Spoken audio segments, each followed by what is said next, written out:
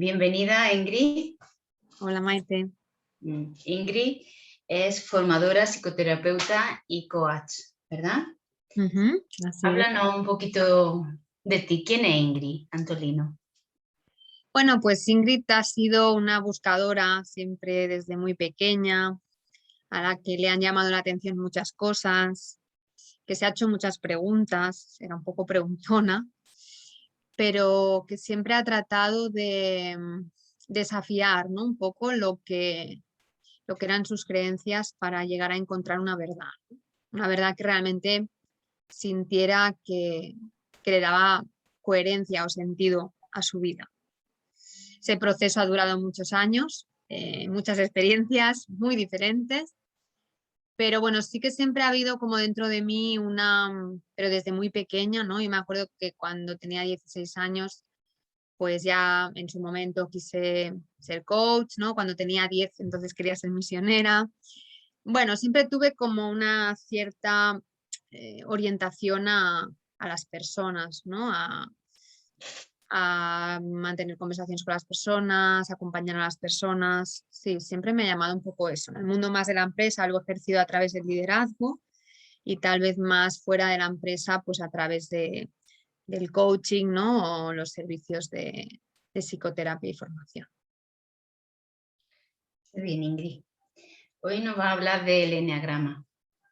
Así es. Cuéntanos un poquito qué es eso del eneagrama y su personalidad.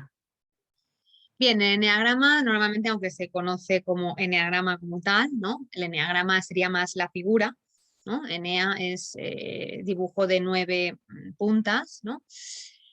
Pero sí que como tal sería la filosofía del eneagrama, ¿no? Esta filosofía es una síntesis de la sabiduría universal que se fue dando, ¿no? En diferentes siglos, entre sufís, pues budistas, musulmanos, judíos, ¿no? O sea, hubo como muchas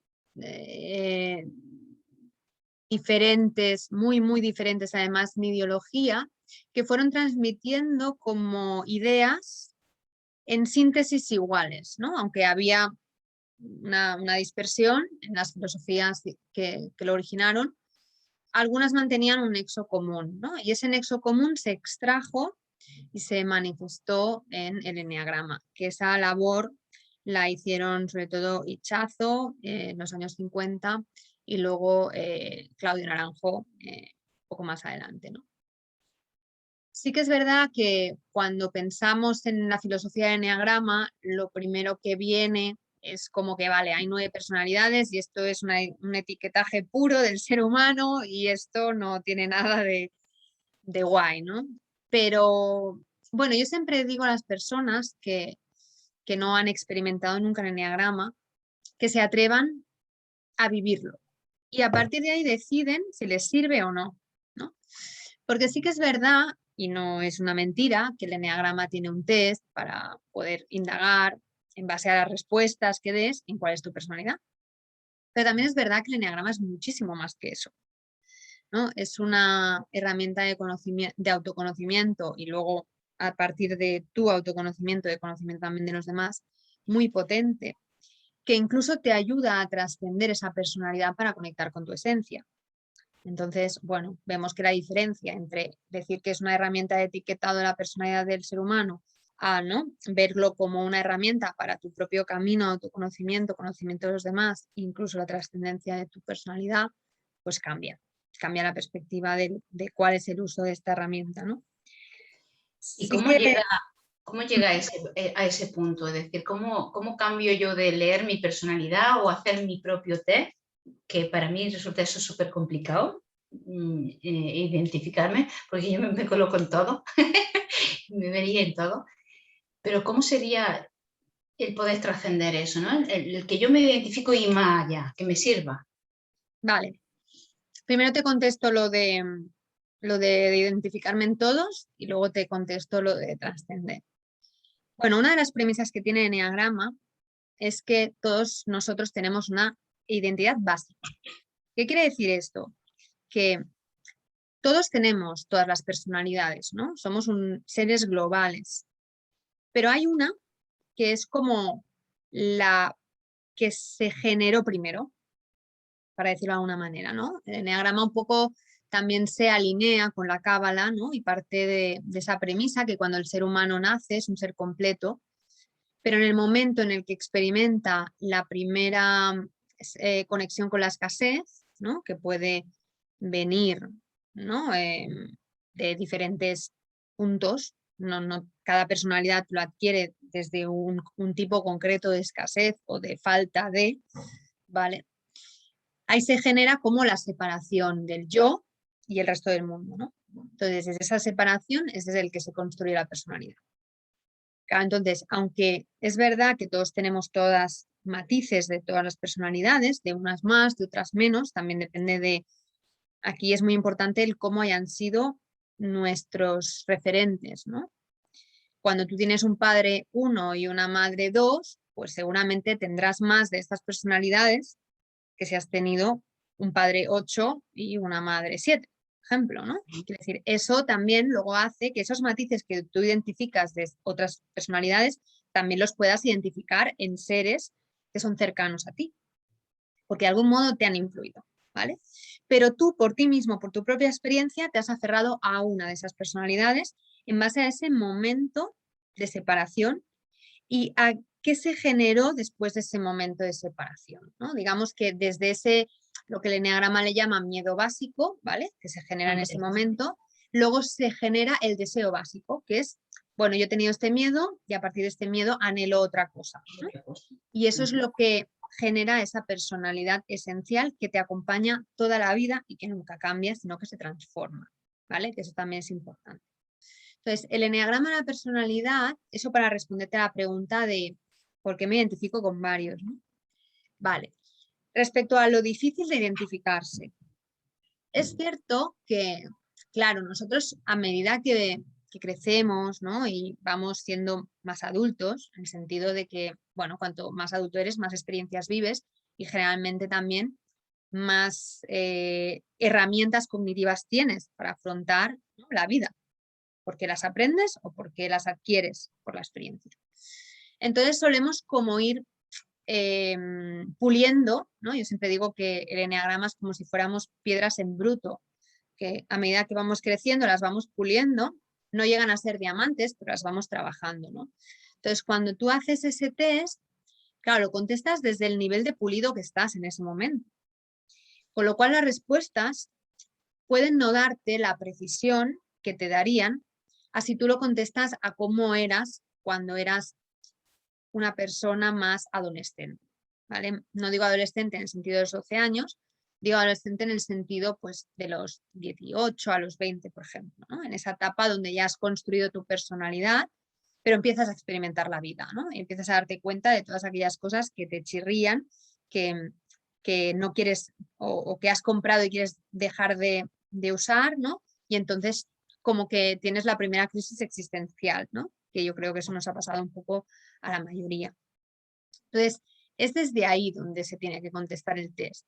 Porque luego nosotros a partir de esa época empezamos a cambiar y empezamos a ser más adultos. Y es lo que decimos, esa piedra que era de una manera se empieza como a pulir. Entonces empezamos a contestar cosas que a lo mejor no son lo que nuestra personalidad esencial de algún modo manifestaba, ¿no? Yo ahora os voy a poner un ejemplo que creo que el ejemplo siempre clarifica, ¿no? Yo era una persona muy, muy, muy introvertida y muy solitaria de pequeña, ¿vale? Jugaba prácticamente sola, me relacionaba con muy pocas personas, no hablaba de mí a prácticamente nadie, ¿no? Yo todo lo gestionaba de forma interna y yo soy una personalidad 5. Claro, si yo contesto desde la Ingrid que yo soy ahora, que soy una persona mucho más abierta, que se ha trabajado, ¿no? Muchas cosas a nivel de por qué, ¿no? Yo tengo ese miedo a que lo exterior puede dañarme, ¿no? De dónde vienen todas esas creencias.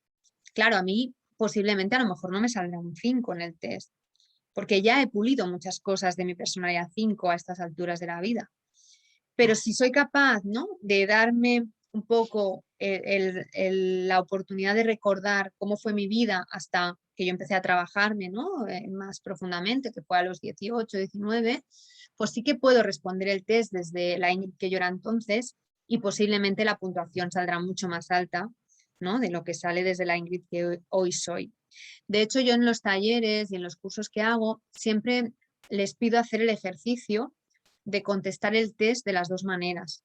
Es decir, contestarlo desde quién era yo en esa época y contestarlo desde quién soy ahora y ver qué aspectos de mi personalidad he trabajado y cuáles no. Porque es muy, no sé, para mí divertido, pero a lo mejor para alguien no es tanto divertido y pondría otra palabra, pero ver cómo hay matices en los cuales no he cambiado nada, ¿no? Y a mí esas cosas me permiten como decir, ostras, fíjate, ¿no? En esto he progresado y en esto sigo siendo la misma, ¿no? Después de 38 años de vida. Así que, bueno, yo siempre lo veo como también una herramienta para jugar, ¿no? Para descubrir. Siempre digo que el eneagrama no es algo que te encasille, es algo que te ayuda a descubrir el infinito mar que somos, ¿no?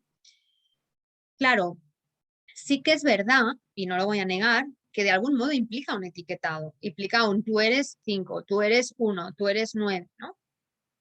Pero de algún modo eso tampoco es una etiqueta definitiva, que es lo que también quería explicar del eneagrama, ¿no? Al final el personaje evoluciona y no es, como decíamos ahora, ¿no? Sí, yo a lo mejor hasta los 17 años era una 5 pura, pero luego ya empecé a dejar de ser, ¿no? Y voy siendo cada vez menos esa 5 pura para evolucionar y llegar a trascender mi personalidad para ser Senti. Entonces, bueno, es un encasillado, pero es un encasillado, voy a decir, temporal, ¿no? Es Y me como, vale, convierto, por ejemplo, ese 5 me convierto en otro número en ese proceso de transformación para conectar con mi esencia, no. Es decir, no, todos son personalidades, ¿no? sí, Desde cada personalidad viajo a mi esencia y la trabajo. exactamente. Lo que hay, que son dos conceptos importantes en el eneagrama para descubrir, son que además de tener tu personalidad, que serían 9 personalidades posibles, luego tenemos el ala, ¿vale? El ala es de las personalidades que hay al lado y lado en la figura del eneagrama, si yo por ejemplo soy 5, pues tengo a mi lado el 4 y el 6, que de esas personalidades también incorporo, ¿no? Hay personas que tienen ala, hay personas que no, y hay personas que tienen las dos alas, o sea, de 4 y de 6, por ejemplo, en mi caso, de cada tipo, pues la que tienen al lado en la figura, ¿no? Entonces, bueno, eso también te da un matiz de cómo eres, siendo la misma personalidad, ¿no? Y luego también hay las tríadas, que son los centros, y ahí se despliegan como más posibilidades, ¿no? En función de si tu centro es, por ejemplo, la autoconservación, el instinto social o el instinto que se llama sexual o del impulso de vivir, ¿no? No tanto relacionado con la sexualidad como tal, sino ese impulso de la vida, de disfrutar, ¿no? De vivir la vida al máximo. Entonces, en función también de estas tres cosas, pues serás un 5 de una forma o serás un 5 de otra, ¿no? No tiene mucho que ver en algunos aspectos, por ejemplo, un 5 autoconservación con un 5 social, ¿vale? Para que nos entendamos. Entonces, siendo 5 y teniendo una base común, te puedes encontrar dos personas 5 que sean algo diferentes, ¿no? Y eso también lo marca, pues esa tríada. Y la personalidad básica que decimos, ¿no? Esta que te define desde el momento en el que tú viviste la separación como ser de luz, entonces esa es la que tú realmente tienes que llegar a trascender para convertirte en esencia. Y en el eneagrama también me gustaría decir que se ha trabajado mucho, digamos, desde la personalidad, ¿no? Habría como dos caminos, el camino hacia la luz y el camino hacia la oscuridad, ¿vale? Entonces, ¿qué es el camino hacia la luz y qué es el camino hacia la espiritualidad? Bueno, el camino hacia la luz es cómo trasciendo mi personalidad para llegar a ser esencia, ¿vale? O sea, que es todas aquellas cosas que yo tengo que superar de mi personalidad, de cómo he construido yo mi personalidad, para trascender todo eso y convertirme en esencia. Que eso es algo que todos los tipos, en la misma figura, tienen su camino, pero todos se transforman en esencia pura, es decir, la misma esencia, todos, seas el tipo que seas, ¿vale? Pero cada uno tiene un camino para llegar a trascender su personalidad y llegar a convertirse en esencia. Y luego está el camino hacia la oscuridad, ¿no? Que así le llamo yo, pero bueno, se llaman técnicamente los niveles de desarrollo, que es como tu personalidad, a medida que tú vas experimentando más estrés ¿vale? Y más sufrimiento, pues tu personalidad también puede convertirse en algo cada vez más negativo, ¿no? Y lo que tiene muy bueno lo que es el eneagrama y todo el desarrollo que se ha hecho con la personalidad, y que sobre todo lo hizo Claudio Naranjo, que era psiquiatra, es que él llegó a unir las desvirtuaciones máximas de los tipos de personalidad con las enfermedades psiquiátricas que aparecen en el manual, ¿no? de las diferentes enfermedades como esquizofrenia, ¿no? Todas estas enfermedades psicóticas que forman parte de la psiquiatría, ¿no? Y cómo el Claudio Naranjo, a través de diferentes estudios, llegó a relacionar, ¿no? Entonces, bueno, el eneagrama es una herramienta, yo creo que te da mucha información, ¿vale? Eso es lo que yo diría que es como su gran ventaja. Y a partir de ahí, tú tienes que usar lo que te sea necesario, útil para avanzar en tu camino de crecimiento, ¿no? A lo mejor no necesitas explorar el eneagrama en su profundidad como hice yo, porque tampoco quieres dedicarte a enseñarlo. A lo mejor con menos te vale. Pero sí que creo que es una herramienta que conocerla muchas veces te permite saber por dónde empezar. Que eso es algo que yo al menos cuando he acompañado a muchas personas en su proceso sobre todo de búsqueda de la espiritualidad, te dicen, ¿no? Es que claro, no sé qué hacer, ¿no? No sé por dónde empezar, no sé cuál es ese primer paso que me acerca ahí, ¿no? Estoy como muy perdido. Bueno, pues yo siempre digo que la herramienta que te da el eneagrama es como un primer paso por dónde empezar. A partir de ahí exploras y ves hasta dónde, ¿no? Te sirve o no te sirve, o si llegas hasta el final con esa herramienta, o si en el camino aparecen otras, ¿no? Que no digo que tenga que ser la única. Pero para mí es eso, no tanto una herramienta para encasillar, sino una herramienta para darte información que te sirva para saber hacia dónde tirar en un mar tan profundo y tan desconocido como es el conocimiento de nosotros mismos, ¿no? Que es algo inmenso y que muchas veces, ¿no? Ni nosotros mismos sabemos en profundidad, ¿no? A veces nosotros mismos hacemos cosas que no sabemos ni por qué las hacemos. Ahí volvemos otra vez un poco a trascender, ¿no? Esa personalidad. Muy bien. Aunque hablas de 9 y siempre son 9 los eneatipos, ¿no? Yo he escuchado alguna vez que había mucho más antiguamente en origen y se resumieron en 9. ¿Qué sabes de eso tú? Digamos que como, a ver, a lo largo de la historia, ¿no? Gurdjieff fue a principios del siglo XX quien cogió la figura, ¿no? Y le puso esa simbología, esa estructura. Luego, el que realmente lo trabajó y lo desarrolló fue Óscar Ichazo, más o menos a principios de los 50. Y luego ya, pues Claudio Naranjo, que fue su discípulo, fue quien, ¿no? Adoptó toda esa parte de la psicología y la psiquiatría para hacer del eneagrama, que era más una herramienta espiritual, bajarla un poco más a la parte terrenal, vamos a decirlo así. Después de Claudio Naranjo, Riso y Hudson, que fueron discípulos de él, también crearon como una escuela, un poco siguiendo la misma base, pero con un lenguaje algo más neutro, menos cargado de, vamos a decirle, palabras religiosas, ¿no? Porque, por ejemplo, Claudio Naranjo utilizaba mucho los pecados capitales, ¿no? Y ciertas cosas que luego Riso y Hudson fueron capaces de darle un lenguaje más neutro para que fuera más fácil de conectar con aquellas personas que no querían entrar para nada en la parte religiosa o espiritual. Entonces, no es que hubiese habido un montón de personalidades antes y ahora ya 9, sino que realmente básicas hay 9. Lo que pasa que es lo que te comentaba antes, ¿no? En función del ala y en función de la tríada que para ti sea tu instinto, sí que podemos entrar en un juego de muchas posibilidades, ¿no? Porque, por ejemplo, nada más si nosotros multiplicamos las 9 que hay por los 3 tipos de instintos, ya salen 27. Pero es que si luego a estas 27 le multiplicas por las posibilidades que tiene cada uno de alas, ya nos vamos a 140 o no sé cuántas, ¿no? Entonces, claro, al final me sale como en catalán, ¿no? El abanico es mucho más grande. Pero si luego además le sumas que hay 9 niveles de desarrollo hacia la oscuridad, pues claro, esos 100 y pico ya se convierten por 9 más, entonces ya pasamos a 1000, ¿no? 1000 y pico. Así que sí, al final, bueno, es lo que yo digo, ¿no? Y por eso siempre justifico la mayor crítica que le he oído decir al tema del eneagrama, que es el tema del etiquetado, ¿no? Hombre, si tienen 1000 etiquetas para poner, desde luego tienen muchas, ¿no?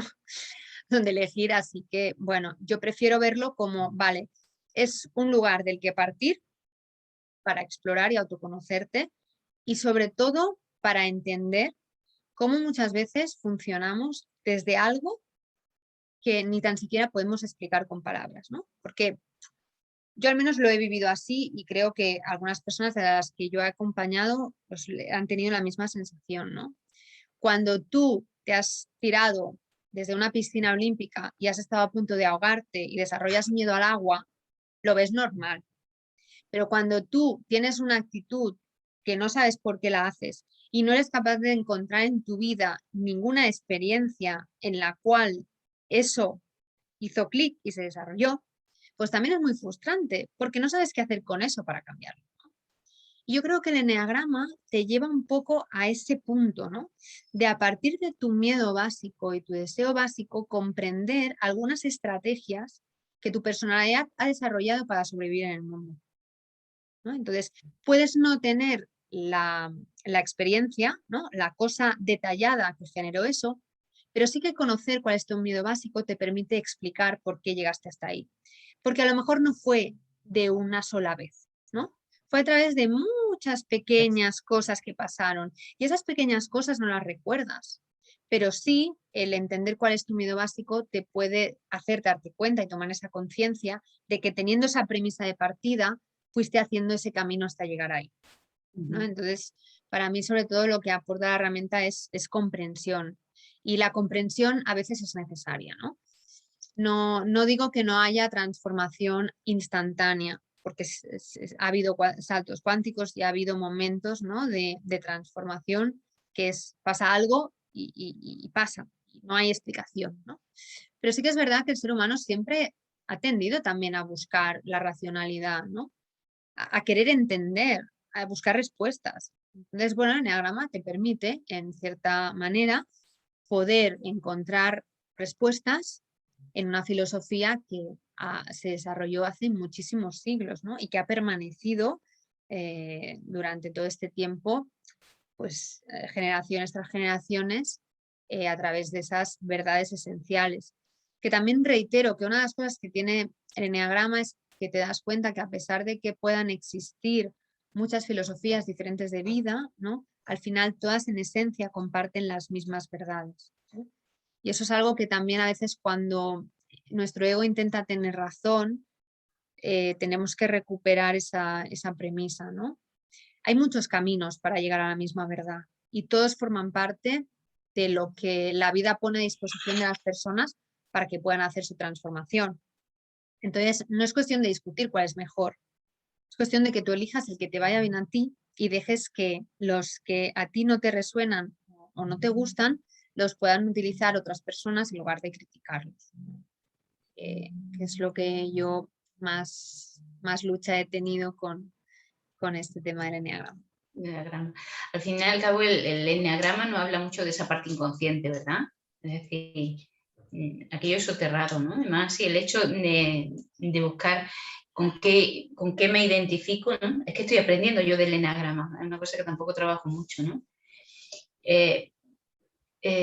Habla de tu inconsciente, porque fíjate, ¿no? Está en quién era, ¿no? Aunque yo voy desarrollando otras actitudes, muy bien. Háblame, bueno, creo que ya me has contado algunos autores referentes, ¿no? A lo largo de la historia, ¿verdad? ¿Cuál es la filosofía que sostiene esta sabiduría o esta herramienta, como lo quiera llamar? Bueno, la filosofía básica sería, nosotros en esencia somos todo, ¿no? Lo tenemos todo, pero en el momento en el que venimos al mundo y experimentamos la separación, digamos que empieza a desarrollarse nuestro ego, que vendría a ser sinónimo de la personalidad en el eneagrama.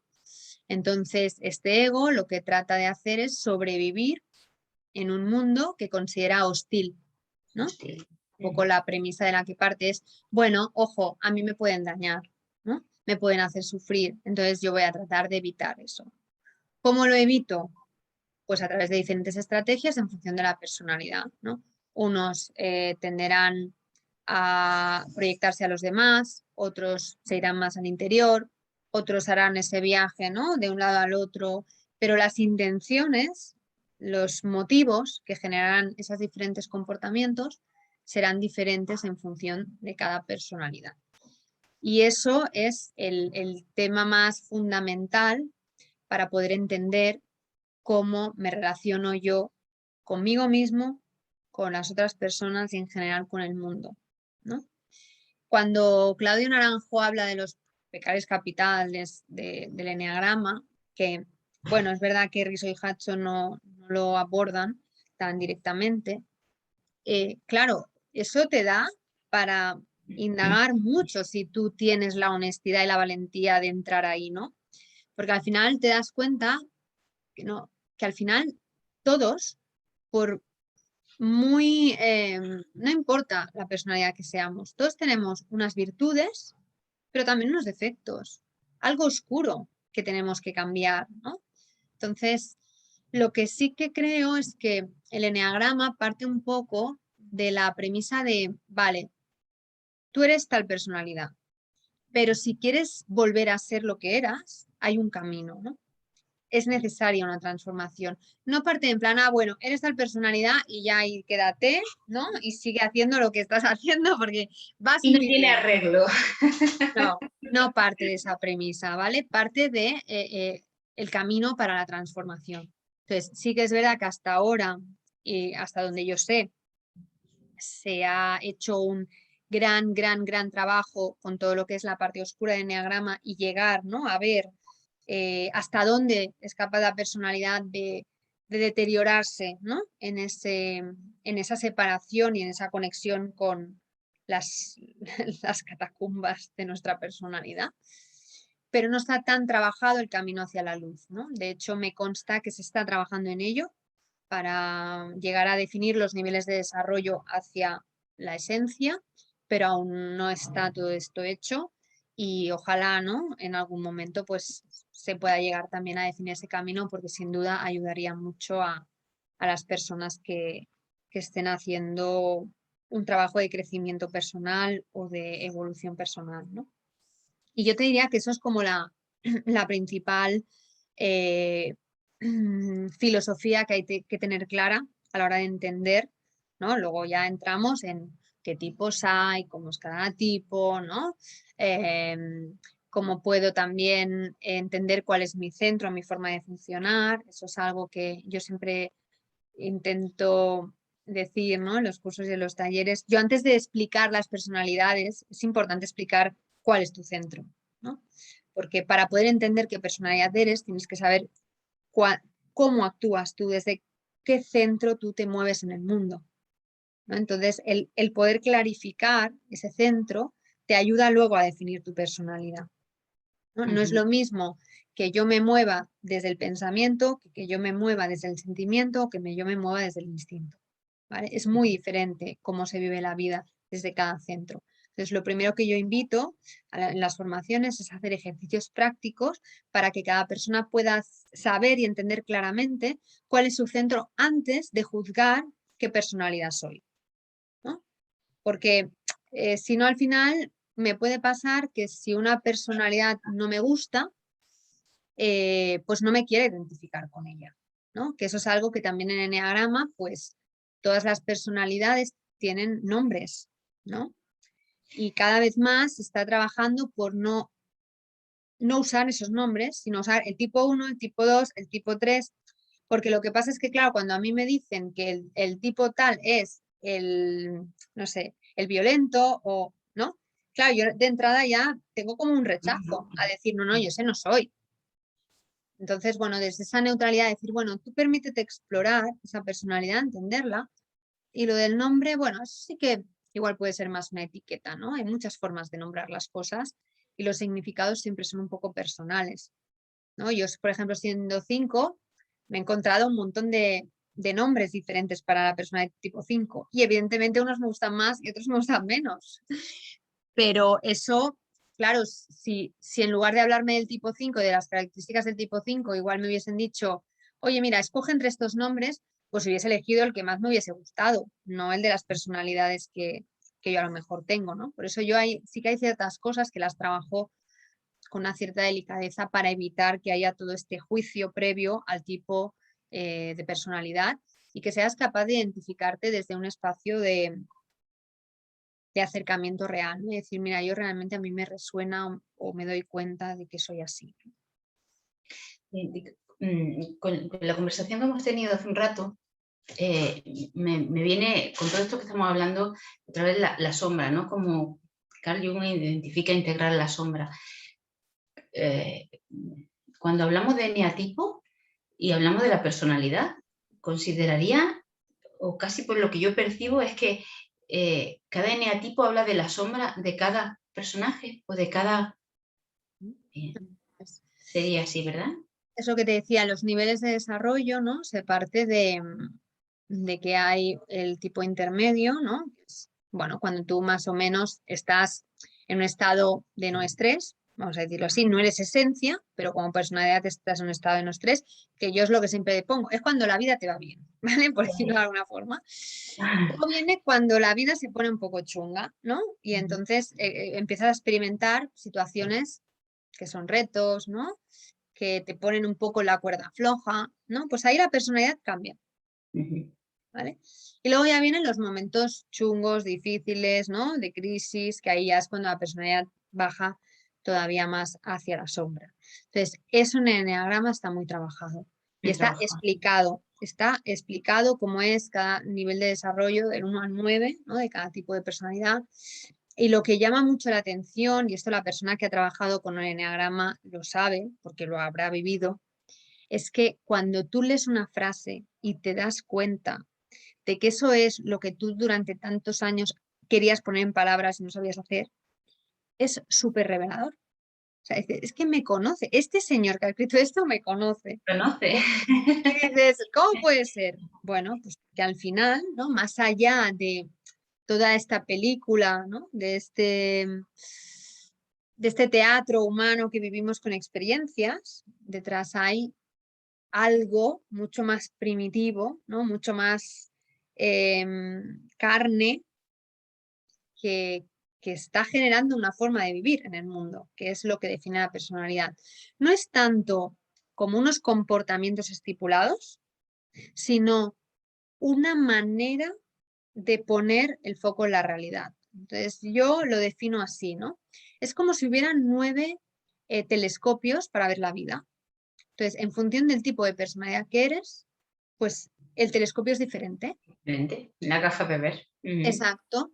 Entonces, ¿qué es lo que tienen que hacer todos los tipos? Pues ser capaces de salir de ese telescopio para ver qué hay, que sería la esencia, ¿no? Cuando yo me salgo de ese filtro, de ¿no? Esa manera de ver que yo he adquirido y soy capaz de ver desde un espacio auténtico y real, porque mi personalidad esencial es lo que soy en realidad, y dejo ese filtro de ese telescopio, todos vemos lo mismo, ¿no?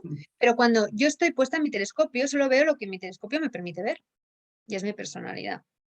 Entonces, bueno, pienso que de esta forma se puede entender más claro que no es tanto un tema de conductas o comportamientos concretos, sino cómo mi manera de ver la vida genera una forma de moverme en el mundo, que evidentemente estará reforzada y condicionada por la educación que recibí, por cómo me criaron, por a qué escuela fui, por en qué entorno, país, cultura, religión, ¿no? Todo eso influencia la personalidad y al final te constituye como un ser único, ¿no? Como un ser, pongo el ejemplo del 5 porque hablo de mí, ¿no? Pero como un ser 5 totalmente llevado a una especialización y a una individualización que no hay otro 5 igual que yo. ¿No? No hay otro 5 igual que yo en el mundo, porque no hay nadie que haya tenido más a mis padres, no hay nadie más que haya tenido posiblemente, ¿no? Con mis padres en mi escuela y empiezas a poner inputs y claro, al final el cóctel, ¿no? Que es Ingrid Antolino, solo hay uno. Pero sí que es verdad que si tú vas, ¿no? Y pones diferentes cócteles 5 de Ingrid Antolino, tal, verás que todos compartimos algunos ingredientes. Y esos ingredientes son nuestra personalidad. Muy bien. Súper interesante, ¿eh? Es un estudio bien, bien específico. Muy Es bien. muy profundo, la verdad que, hombre, si tú te quedas en hacer el test, ¿no? Que es lo que hace mucha gente, ¿no? Yo hago el test, me salen 3 iguales, ya no sé cuál soy, ¿no? Entonces me miro y digo, uy, tengo de todo. Entonces lo dejo ahí, claro, ahí no es profundizar, ¿no? El trabajo con el eneagrama realmente, primero yo siempre digo, es un trabajo de mí conmigo mismo, ¿no? Es un trabajo de entenderme a mí para poder entender al otro. Si tú coges el eneagrama para analizar a las personas, no es el fin. O sea, para eso hay otras herramientas, ¿no? Pero sí que es verdad que el eneagrama, desde el aterrizarlo en tu mundo, te permite comprender muchas cosas, ¿no? Y te permite comprender por qué tú ante ciertas cosas actuarías de una manera y por qué otra persona actúa de otra forma totalmente distinta. Y lo que sí que te permite, y esto es algo que yo invito, por eso siempre invito a las personas a intentar profundizar un poco, pero desde la curiosidad, no desde el interés por etiquetar, es darte cuenta como cuando tú tienes una perspectiva del mundo, digamos, con información, porque al final el enneagrama te da información, eso te permite comprender. Y comprender a veces es necesario para no menospreciar a lo que es diferente, que es lo que tiene tendencia a hacer nuestro ego, ¿no? Nuestro ego tiende a menospreciar o invalidar aquello que no es igual o que no puede conocer o que no puede entender, ¿no? Es aquello de no me hables de aquello que no veo. Si no lo veo, no lo creo, ¿no? Bueno, pues esa manera de funcionar, que es un poco la que tiene nuestro ego, el eneagrama te la abre. Porque de entrada lo que te pone es de manifiesto es tú eres así, pero hay 8 posibilidades más, ¿no? Y entonces te permite eso, que cuando tú ves a una persona reaccionando de una manera que a ti de entrada te choca, te permite esa capacidad de decir, vale, es que es su personalidad.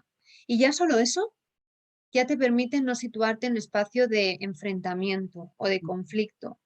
Porque aunque tú no puedas, ¿no? Y recupero también la idea esta de la empatía, que empatía no es ponerte en los pies del otro, porque nunca te vas a poder poner en los pies del otro. Pues en enagrama es lo mismo. Si tú eres 5, nunca te vas a poder poner en los pies de un 2 o nunca te vas a poder poner en los pies de un 9, ¿no? Pero aún no pudiéndote poner en los pies de él, sabes que él puede poner los pies de forma diferente que tú, ¿no? Y eso es algo que te permite como soltar un poco esa personalidad a la cual nos aferramos y decimos la vida es así porque yo la vivo así, porque yo soy así y porque lo que yo vivo y lo que yo creo es lo que es, ¿no? Es lo Y que lo es que lo no muy es fuerte. así no es verdad o estás equivocado, ¿no? Entonces, bueno, creo que es el juego que tiene el Enneagrama, que a lo mejor hay otras herramientas que conozco, que trabajo y que me encantan, pero tal vez a nivel de información y de esa capacidad de, sin apenas esfuerzo, ¿no? Abrirte a un mundo nuevo de muchas más posibilidades a lo que tu ego valida, pues creo que el enneagrama tiene ese punto a favor. Háblanos un poquito de esas 9 personalidades. ¿Qué diferencias tiene o qué las caracteriza? Vale. Si empezamos por orden, ¿vale? Por el 1, ¿vale? Porque maneras de empezar hay muchas. Diríamos que el 1 es una personalidad que está más enfocada a la dualidad, ¿vale? Entre lo correcto, lo incorrecto. Vive mucho en ese mundo de tengo que hacer las cosas bien, el perfeccionismo, ¿vale? Pero no lo hace desde la mente, lo hace desde el instinto, ¿vale? Lo hace desde una conexión con lo que es justo, con lo que es injusto, ¿vale? Entonces, bueno, es una personalidad que no suele manifestar violencia, no es una personalidad que suele estar, digamos, en conflicto, pero cuando se desvirtúa sí. O sea, cuando va entrando en esos niveles que decíamos, ¿no? De zonas oscuras, sí que se va volviendo cada vez un poco más terco y más violento. La personalidad tipo 2 es una personalidad que está muy enfocada en el servicio a los demás, en ayudar, pero no lo hace desinteresadamente. Lo hace porque considera que hay una carencia que solo le pueden dar los demás, ¿no? Hay un amor hacia sí mismo que él trata de compensar, ¿no? Y al final lo que hay detrás de ese comportamiento es: pobre de ti, que cuando yo necesite algo tú no estés ahí para ayudarme a mí. Entonces son personas que son súper generosas, son súper entregadas, pero que el día que les puedas fallar por cualquier cosa son muy vengativas, ¿no? No les es fácil perdonar ese tipo de actitudes, son muy emocionales. Luego vendría la tipo 3. La persona, ahora estoy simplificando mucho, me estás pidiendo Sí, algo que puede ser sí. muy criticado, pero Sí, sí, yo tengo bueno, un libro, te creo, tengo un libro de la tipo número 9 que en un momento me dijeron que ese podía ser algo mío, me lo llegó a mi vida y lo compré. Y es un texto así de gordo, solamente de uno, así que sé que resume, sí. estoy resumiendo mucho, pero Sí, por sí. hablarlo también en un lenguaje del día a día y que se pueda entender, ¿vale? Para no entrar en miedos básicos, necesidades básicas y todas estas cosas. Vale, luego el tipo 3 vendría a ser el que está muy proyectado en el éxito, ¿vale? En el conseguir, la ambición. Son personas que, bueno, son muy trabajadoras, ¿no? Tienen claro que hasta dónde quieren llegar, pero están dispuestas a renunciar a su autenticidad a cambio de que las demás personas les validen o que puedan llegar a conseguir lo que quieren conseguir. Digamos que son los que pueden ser falsetes, ¿vale? Aquellas personas que, bueno, te pongo a ti una cara, al otro le pongo otra y me da igual lo que yo en el fondo piense porque sé que lo que quiero conseguir es esto de ti o aquello de tal persona, ¿no? O llegar hasta ahí. Entonces no me importa renunciar a mí mismo y a mi autenticidad por el logro. Vale, el tipo 4.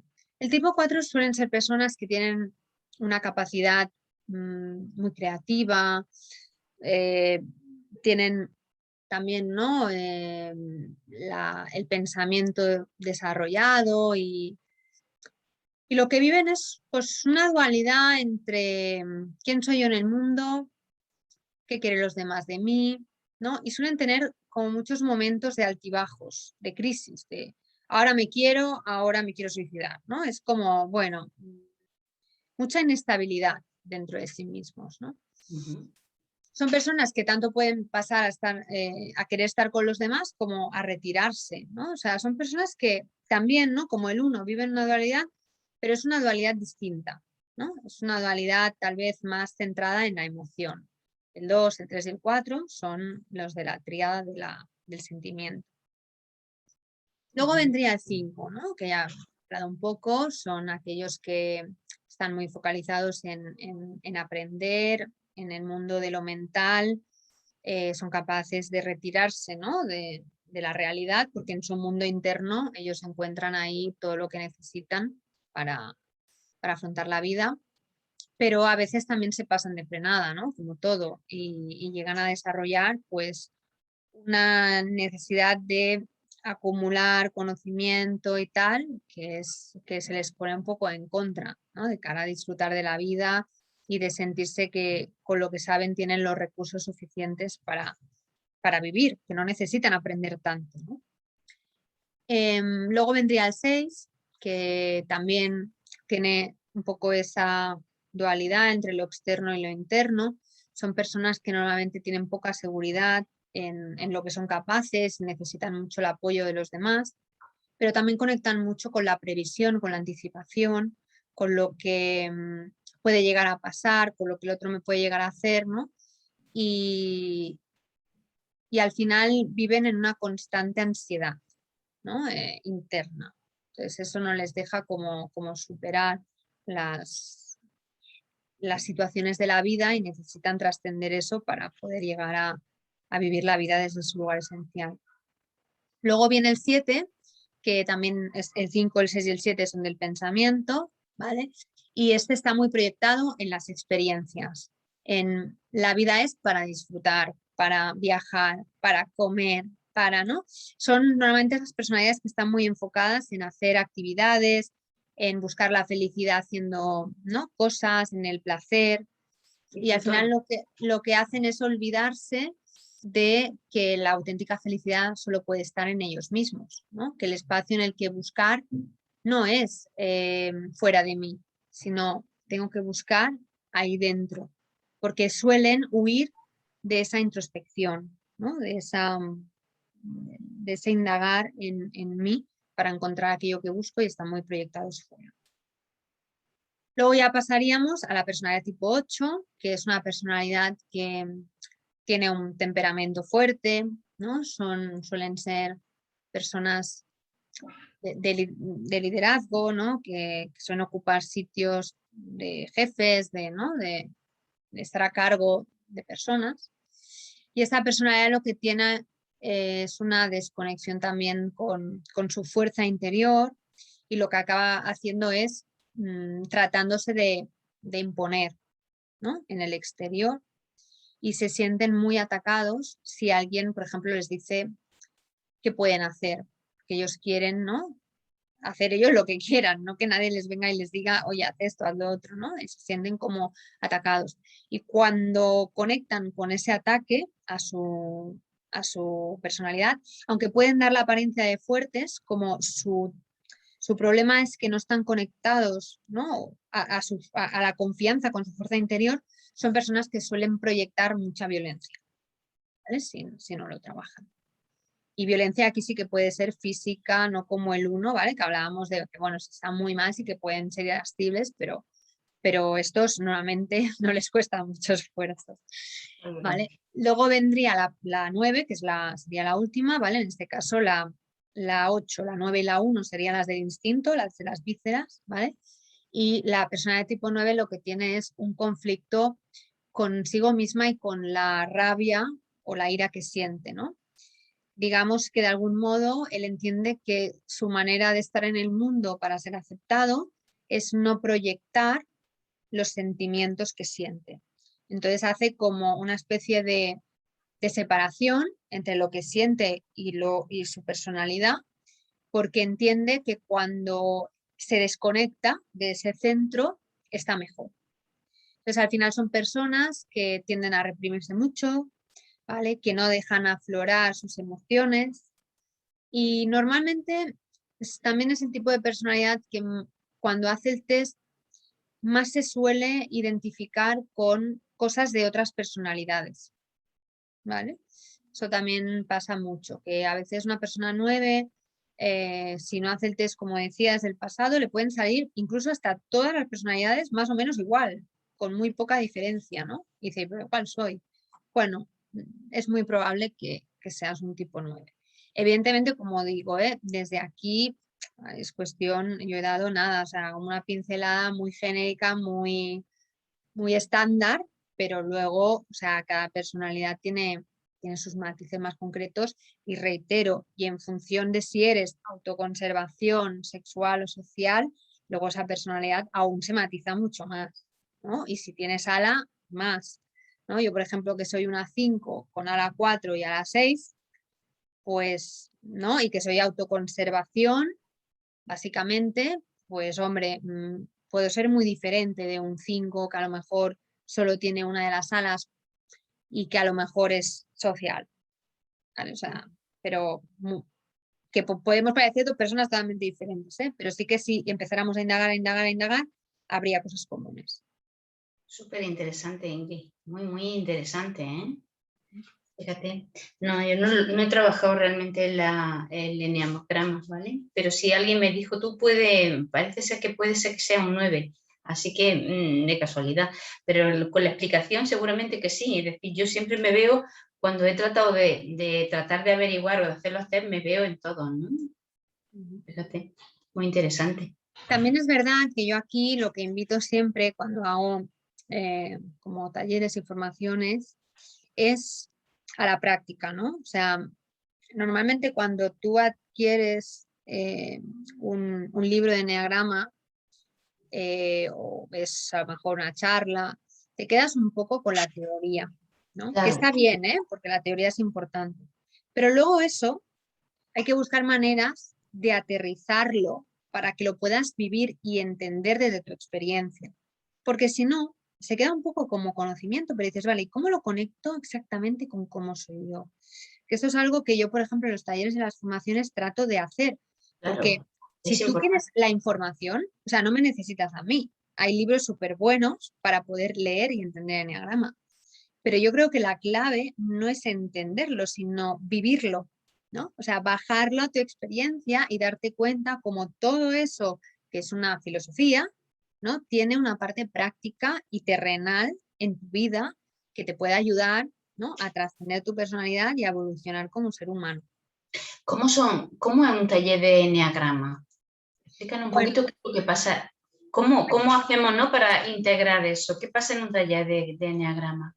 aquí depende un poco de cuántas personas hay y de cuánto tiempo se hace este taller, ¿vale? No puede haber una única forma de abordarlo.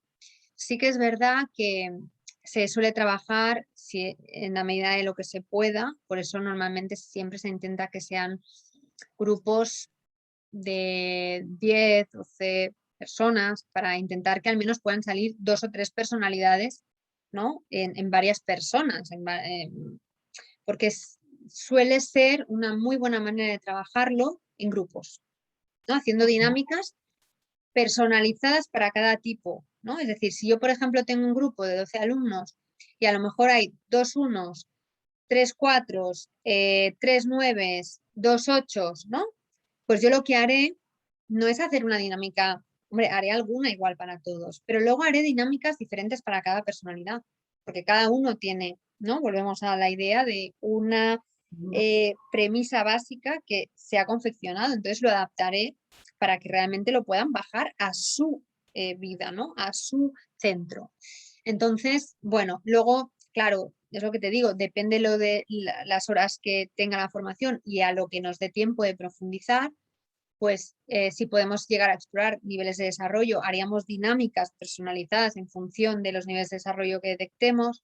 Si normalmente sí que las salas nos da tiempo de detectarlas, entonces también veríamos, ¿no? Dinámicas especializadas en función del tipo y las salas. Al final lo que se intenta es, a partir de alguna dinámica general, pero luego ir trabajando por grupos en función de los tipos de personalidad y sobre todo con dinámicas que te aterricen tu personalidad en lo real y en el compartir con otras personas que en principio tienen el mismo punto de partida que tú. Luego, otra de las cosas que yo hago es el Enea Coaching, ¿vale? Que es, pues, aquellas personas que quieran usar más el eneagrama como un proceso de transformación personal, hacer unas sesiones de eneagrama personalizado ya a ti, solo a ti, y esos procesos se acompañan tanto de formación como de ejercicios para la persona, como de procesos de coaching o acompañamiento. Entonces, claro, es un proceso mucho más personalizado porque incluye todo, ¿no? Incluye menos las dinámicas grupales, que solo entrarían en los talleres o las formaciones, incluye la parte de formación, te enseño el contenido teórico de la herramienta, estaría la parte de lo pones en práctica en tu vida y luego estaría el acompañamiento, ¿no? De cómo tú todo eso lo puedes usar para trascender y crecer en tu personalidad. Muy bien, muy estructurado. ¿Qué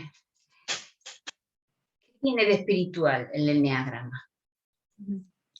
Bueno, yo siempre digo que el eneagrama para mí realmente es una ciencia de la espiritualidad, que te lleva, ¿no? Desde un camino muy claro a lo que tú eres, ¿no? Y detrás de todo ese conocimiento y toda esa teoría, ¿no? Sobre la personalidad, hay una idea muy clara, que es somos esencia, ¿no?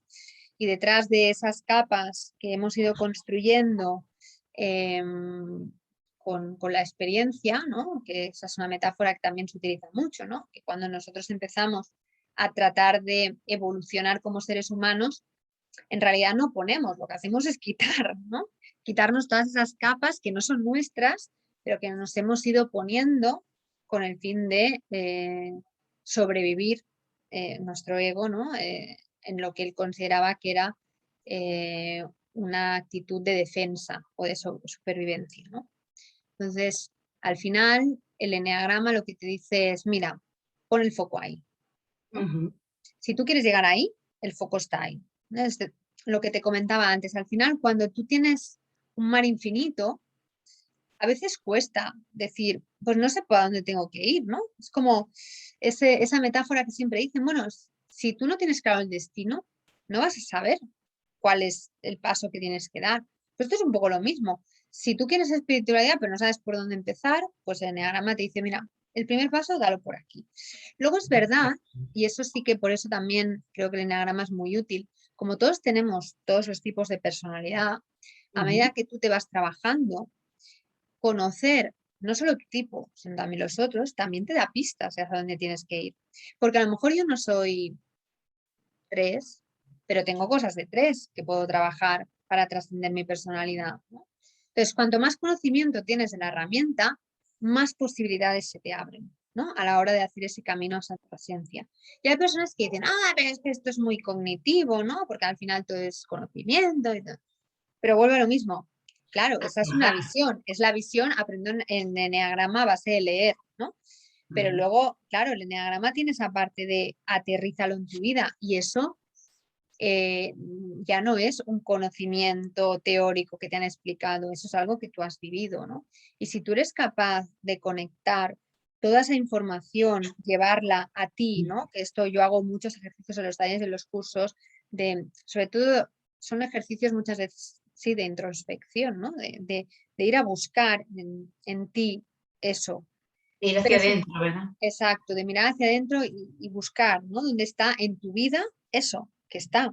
¿no? Pero muchas veces, claro, no solemos estar pensando, bueno, y vas por la calle y mientras vas a comprar el pan, estás pensando en ese aspecto del tipo 3 que leí, no, o sea, no hacemos eso, vamos pensando en qué es lo siguiente que tienes que hacer, dónde estarán los niños cuando no. O sea, vamos como, bueno, con esa mentalidad siempre de ir un paso por delante tratando de controlar nuestra vida. Así que yo creo que el eneagrama al final, si buscas ese espacio para hacer esa introspección y para bajarlo, te da muchísimas, muchísimas posibilidades a la hora de hacer ese camino espiritual, que es el que realmente todos de algún modo, cada uno con su, reitero, no digo que sea la única herramienta, digo que es una herramienta muy válida para hacerlo y que cada uno al final tiene que buscar la que a él le conecta, la que a él le sirve, y si eneagrama no es, también está muy bien. Quiero decir que hay personas que a lo mejor lo leerán, indagarán un poco y dirán, pero esto no es para mí. Bueno, pues no pasa nada. Eso no quiere decir que el eneagrama no sea válido. A lo mejor tú necesitas otro camino, más, ¿no? Desde el cuerpo, desde la conexión. Bueno, está bien, todos somos... Es decir, yo siempre digo que la vida nos ha dado todas las herramientas necesarias para que cada uno encuentre la suya. Si solo hubiese una, sería muy complicado porque todos... Y además muy aburrido. Sería la vida muy aburrida, muy poco Entonces, es así. variada. Hay muchas, cada uno tiene que coger la que le valga. También en algunos momentos, pues necesitas unas, necesitas otras, ¿no? Entonces también está bien, pues oye, a lo Todos son mejor, un complemento.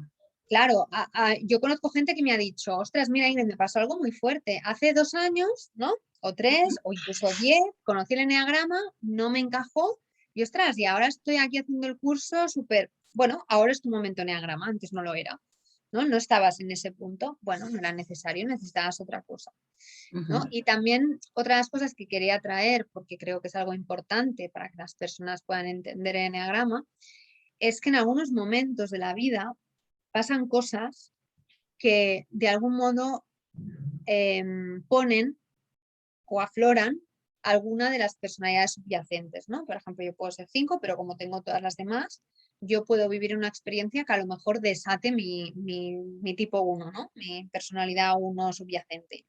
¿Vale? Pues eso puede ser que tú en algún momento que te pase esto, hagas el test, lo contestes desde el presente y te des cuenta que te sale la tipo 1 bastante alta, a lo mejor tanto como la tuya, ¿no? Entonces, en eso no es que seas las dos, ¿vale? Sino que tú tienes que ser capaz de detectar la tuya y luego darte cuenta de en ese momento de tu vida que está aflorando, ¿no? Ese sentimiento 1. Muy, muy interesante.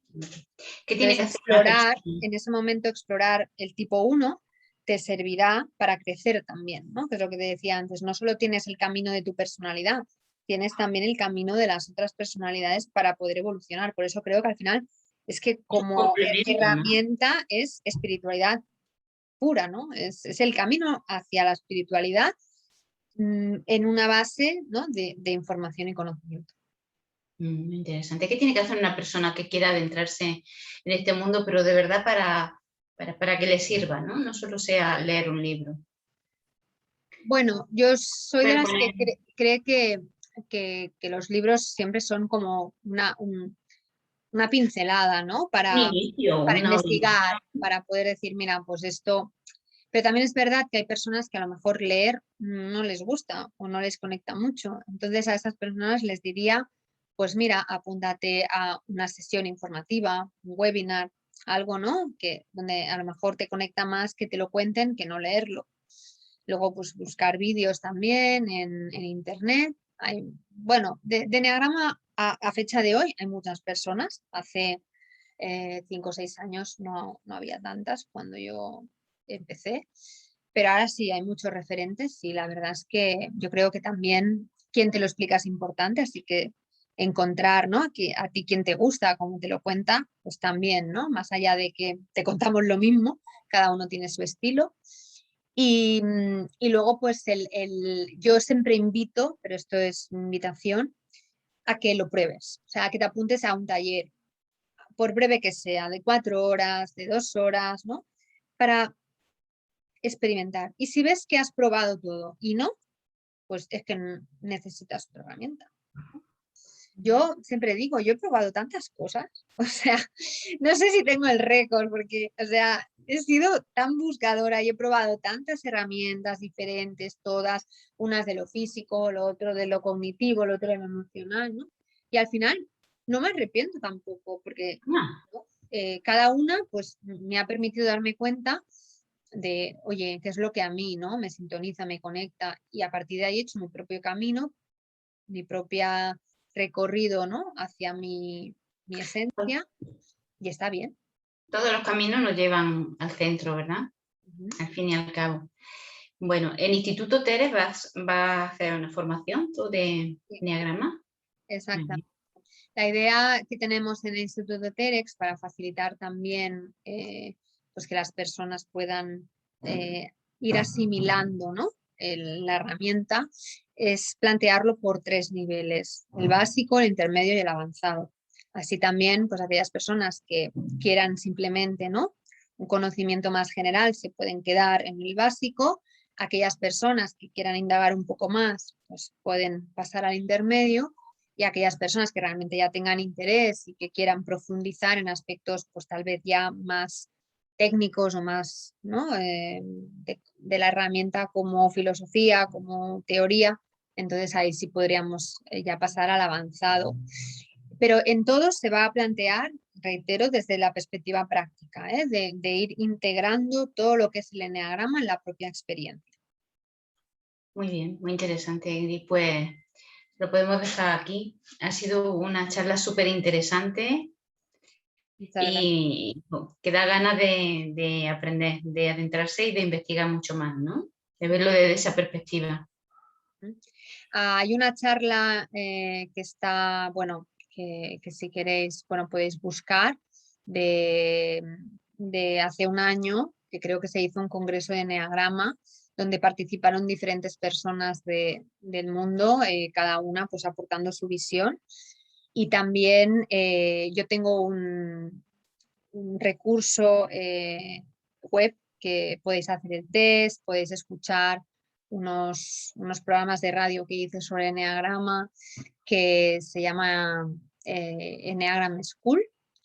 Y luego también os invito, pues eso, a hacer el test de Riso y Hudson, que son 144 preguntas, en las cuales pues tú contestas, sobre todo yo reitero, en la medida de lo posible, desde la perspectiva de quién he sido yo antes de empezar mi proceso de transformación. También hay que decir que hay personas que como nunca se han trabajado y nunca han hecho nada, Ujú. tienen 50 años, lo contestan con cómo son ahora y les sale clavadita la personalidad.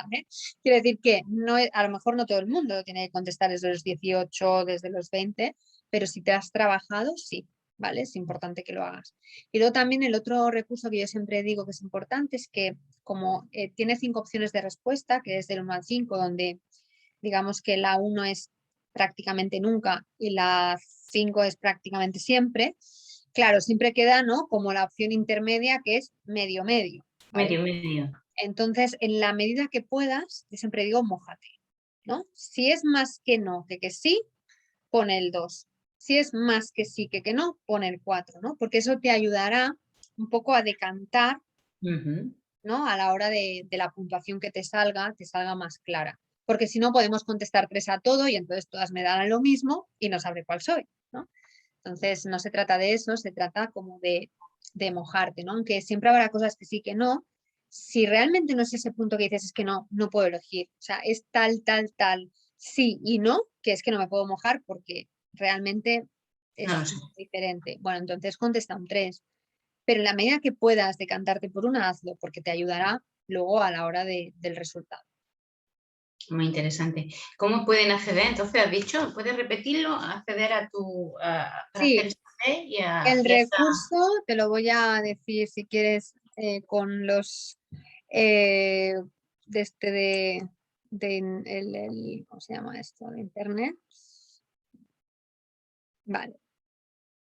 Uno de los centros muy interesantes a la hora de buscar información sobre el Enneagrama es el enneagraminstitute.com, ¿vale? Este lo quiero dejar como lugar donde, bueno, lo que pasa que sí que es cierto que la formación que dan es en inglés, pero bueno, es muy interesante porque te puedes buscar por tipos de personalidad y entonces puedes ponerte un aviso para que cada día te envíen al mail un pensamiento o una frase para meditar sobre tu tipo de personalidad, lo cual es, bueno, a mí me parece como, yo hace años que lo tengo puesto y me encanta, porque siempre te permite, ¿no?, como pensar y seguir reflexionando sobre esa personalidad. Y ahora te estoy buscando mi recurso, que es muy sencillito, ¿eh? Es una web con 3 páginas, pero pienso que puede ser también útil para aquellas personas que quieran profundizar. Tengo tantas carpetas aquí, a ver si soy capaz de encontrarlo.